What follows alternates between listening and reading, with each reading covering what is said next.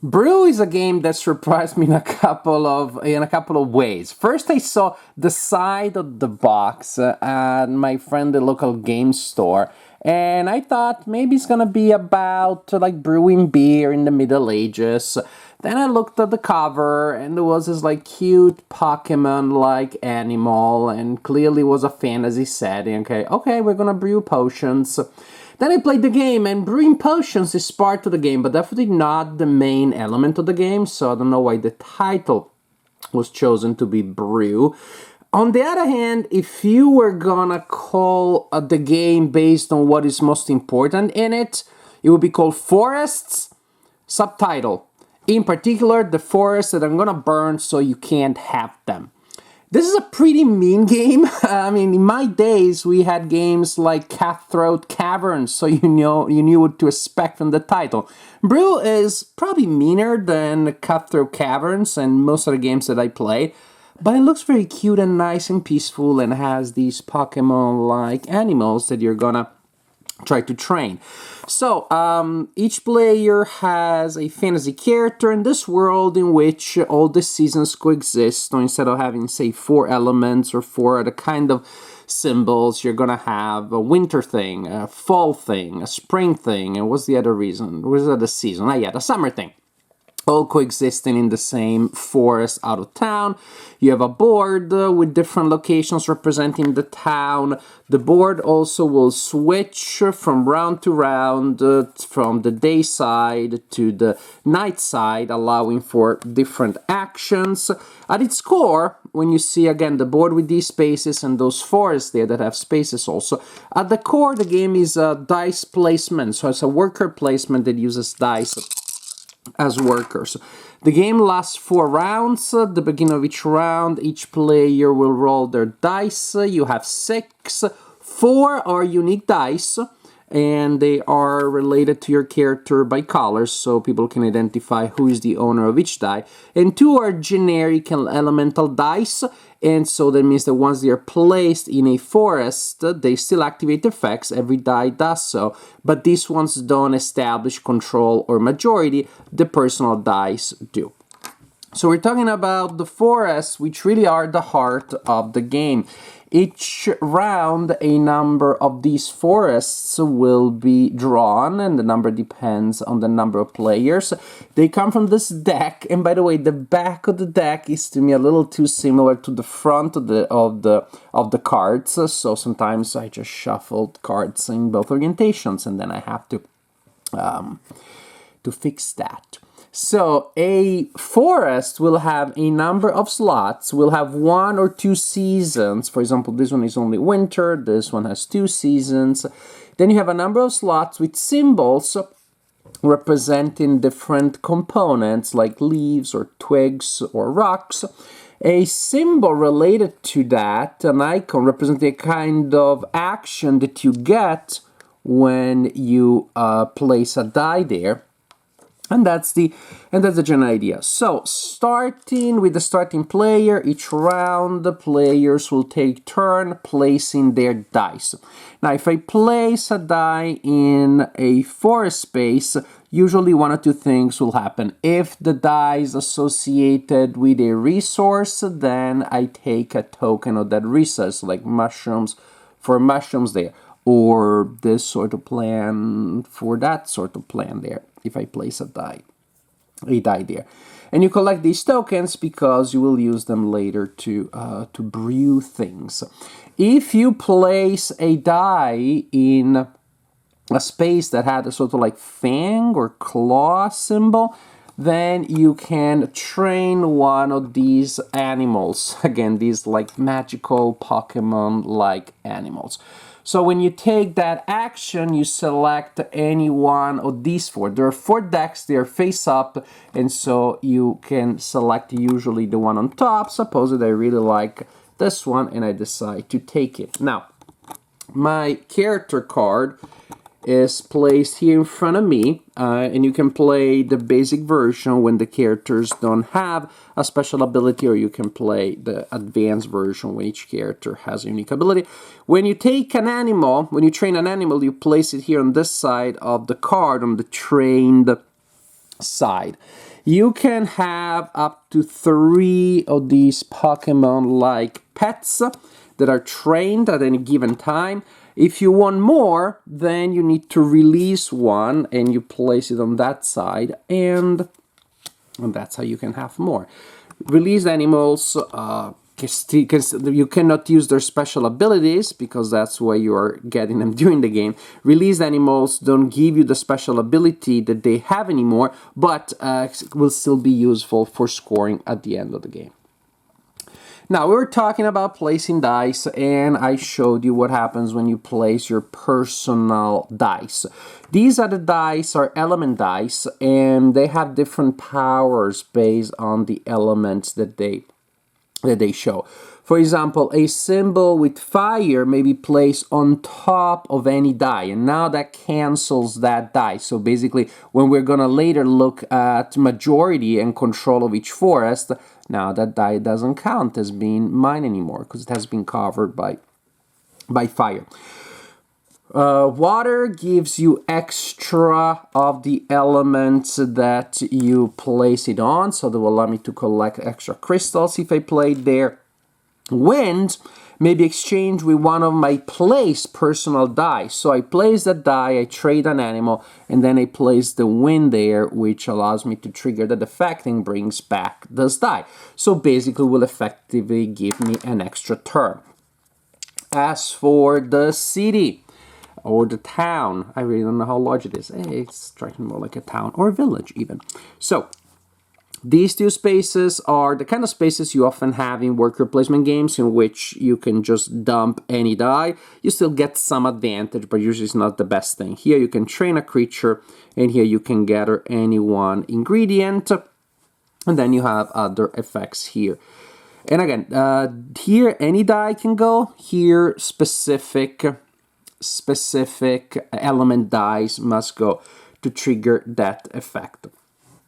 So each turn you will and you must place a die.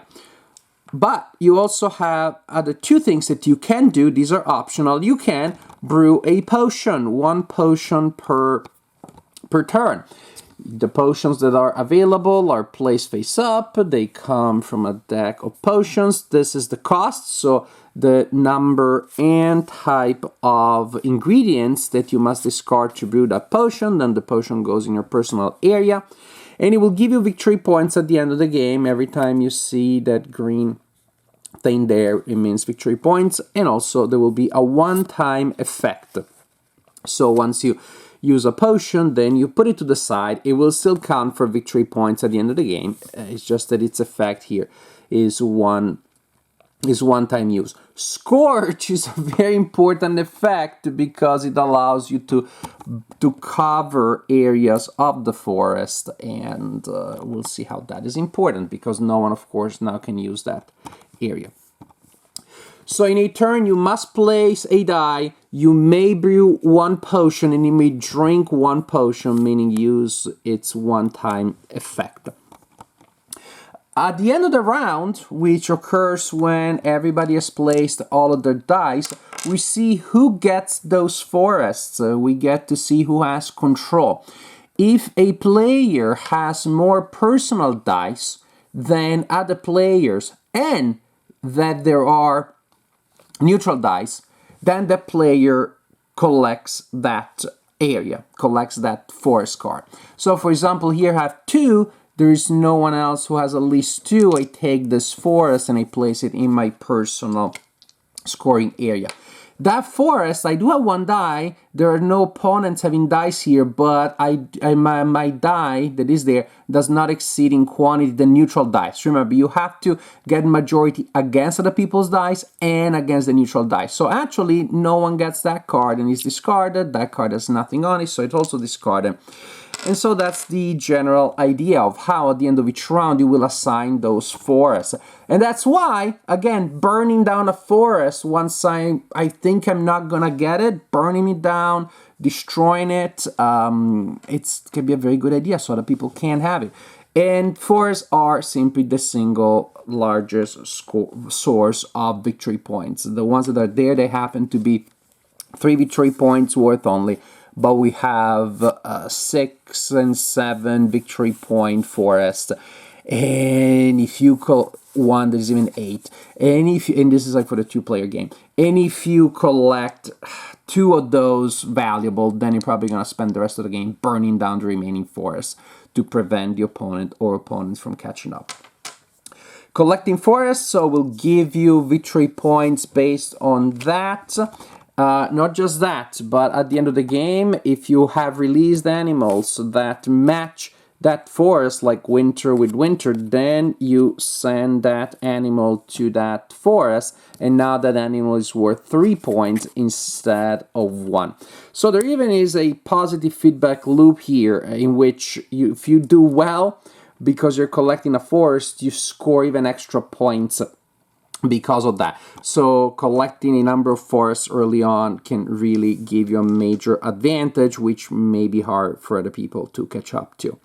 This is how you play Brew. Roll your dice, place your dice, activate different effects, that is collecting elements to brew your stuff, collecting Pokemon-like animals, then use all the effects from all of your stuff, optionally brew a potion, drink a potion, continue like this for 4 rounds. At the end of the 4th round, the player with the highest score wins the game. Again, the title probably should have been Forests That I'm Gonna Burn Down So You Can't Have Them. And I see how that would not have been as catchy as Brew. But I need to warn you that the game, the core, the essence of the game is not nearly as peaceful and idyllic as you see here. It is a game with a very strong mean streak, and it's not like some of those, it's not really a take that, in which a card comes out of nowhere, booyah, I'm betraying you, booyah, I'm stealing something, which can lead to friendly banter, some fun and funny situations. This is called calculated methodical evil, in which you want to make sure that once you're 2 forests ahead, then you don't need to capture other forests. You just need to destroy every forest that is there. You need to prevent the opponents from catching up to you, and it's not that hard at that point, because remember, the opponent, in order to take a forest, needs to exceed your own dice and the neutral dice that no one controls once they're placed there. And so it's not that hard once a player has an early lead to just maintain it. Now, with more players, more than 2, say, then you can try to have some diplomacy there, work against the leader. Let's see if we can gang up against the leader. But then another problem is that, again, in a game with an economy that is so absolutely tight, it's really tight, and it's a game that is unforgiving. Because again, getting it wrong by 1 die means you don't get the 7-point forest, means you lose the game. So you're really calculating everything. Then going to then playing the game with more than 2 players then can cause some really annoying analysis paralysis, I believe, and also leads to so much chaos, because well, if somebody is like punching me in the face and holding me down in the mud, I want to know how my face got there. But with 3 or 4 players, then by the time the game goes back to me, I realize that all of the calculations that I made are worthless now, because too many things change. So I feel that if you're gonna play it, because of the tightness and the meanness, probably this is gonna work better as a 2-player game, in which, well, I know exactly what's gonna happen. I get a sense of what you may do, and then I may react to that. The analysis paralysis, even if it occurs, is not gonna cause such a long delay. So it's a very tight, very mean game, and that's basically the general idea. I think it may have a target. I don't know that I personally would wanna play it very often in the future, because again, if it's about cutthroat and backstabbing, I prefer if it has a lighthearted element or some other forms of catch-up mechanism. But here is really uncalculated exactly how to destroy the force, how to prevent you from catching up, and one miscalculation of 1 die may throw the game, and that's just not super Super fun, super exciting. Because again, it's all about the forest. You may be brewing potions all day. That's probably not enough. You don't have enough ingredients to brew enough potions to catch up to somebody who has collected most forest or the best forest and also done something else. Again, the fact that then the forest allows you to score your animals better makes them even more important in that sense. Another weird thing is that we know by 2022 that we don't like skipping turns. We don't send players on timeout. We don't want players to sit there without anything to do while other players are taking their turn. Again, we don't want to be kicked out of the game for a period of time. We want to be playing. That's normal. That's why we don't send people to jail in games anymore. However, something that you still see from time to time, oh no, I'm not going to make you skip a turn. I'm going to give this other player an extra turn, which of course functionally is exactly the same. And when you have those dice that let you bring back your dice, then again, there's all sorts of meanness and manipulation you can do there to deny people control of the forest. And they're effectively taking extra turns at the end of the round when I don't have any dice left. But because of the wind that let you exchange, you brought back some. And there are also some potion effects allow you to do that. Then those players are taking extra turns, which means I'm skipping turns. So it's just weird that there is this other way, which is functionally the same as the big no-no of skipping turns, that somehow still survives in game design occasionally. So as you can see, as you probably have gathered, actually, as a design, I think that there may be, with the exception of skipping turns or giving players extra turns, which is something I don't enjoy, I think there's a game that may have an audience, but I want to warn you, I think as a two-player game, as a really tight puzzle, is one that may have an audience. I personally didn't enjoy it all that much because it had the meanness not match with any sort of remedy, not any sort of like counterbalancing mechanism. It's just brutal meanness leads me to win, and that's the way it is. And if you like that kind of gameplay, then I think you're gonna enjoy Brew, because that's what this game is about.